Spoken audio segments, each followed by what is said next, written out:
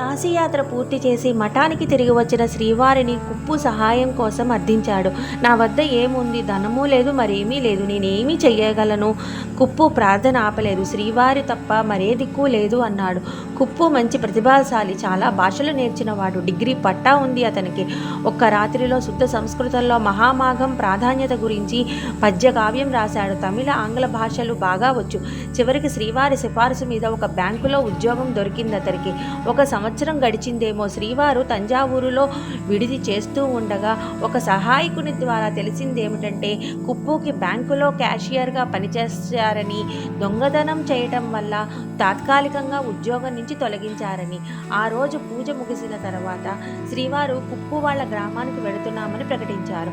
అది ఒక చిన్న గ్రామం. మనందరినీ వాళ్ళు భరించలేకపోవచ్చు.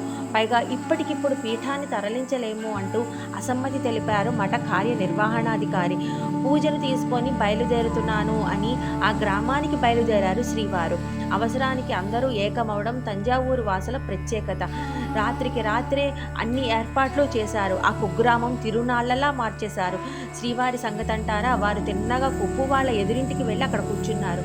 కుప్పు వాళ్ళింట్లోనే అటకెక్కి దుప్పటి ముసుగుదని పడుకున్నాడు. 2 రోజుల తర్వాత 3వ రోజు మధ్యాహ్నం కుప్పు ఏం జరుగుతుందో చూడటానికి జాగ్రత్తగా బయటకు వచ్చాడు. శ్రీవారు కుప్పును పసిగట్టి తీసుకురమ్మన్నారు. కొంతమంది వీధి దాటి అవతల పక్కకు వెళ్ళి 1-2 దెబ్బలు వేసి కుప్పుని శ్రీవారి వద్దకు తీసుకువచ్చారు.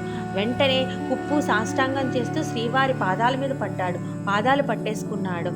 శరణాగతి చేసిన వారిని క్షమించకుండా ఉంటారా? తన పాదాల వద్ద ఆశ్రయం కోరిన వారిని రక్షించు ప్రతిజ్ఞలో శ్రీవారు సాక్షాత్తు శ్రీరాముడే. శరణాగత వత్సలు. కుప్పు సుమారు 5,000 రూపాయలు కాజేశాడనుకుంటా. ఆ రోజుల్లో మఠంలో భిక్షావందనానికి 13 రూపాయలు ఇవ్వవలసి ఉండేది. 5,000 రూపాయలు అంటే ఎంత పెద్ద సొమ్ము మీరు ఊహించుకోవచ్చు. ఇది 40ల్లో సంగతి. శ్రీవారు కుప్పుని తిట్టలేదు, ఒక్క మాట అడగలేదు. మఠ కార్యనిర్వహణాధికారిని పిలిచి బ్యాంకుకు ఆ డబ్బును కట్టివేయమన్నారు. శ్రీవారు తర్వాత తిరుచిరాపల్లి నేషనల్ కాలేజీ స్థలంలో విడిది చేశారు. వారు ఆ కళాశాల అధ్యక్షుడితో మాట్లాడారు. ఈ కుర్రాడికి డిగ్రీ పట్టా ఉంది, చాలా భాషలు వచ్చు, మీరు మీ పాఠశాలలో ఉద్యోగం ఇవ్వగలరా అని అడిగారు. శ్రీవారి ఆదేశం, ఆయన కోరుకుంటే 10 ఉద్యోగాలైనా ఇవ్వగలను అని అన్నారు. అలా కుప్పు జీవితంలో మళ్ళీ స్థిరపడ్డాడు. అప్పుడప్పుడు దర్శనం కోసం వచ్చేవాడు. ఒక్కసారి కూడా శ్రీవారు కుప్పుతో ఆ సంఘటన గురించి మాట్లాడలేదు. అపార కరుణా సింధుం జ్ఞానదం శాంతరూపిణం శ్రీచంద్రశేఖర గురుం ప్రణమామి ముదావహం.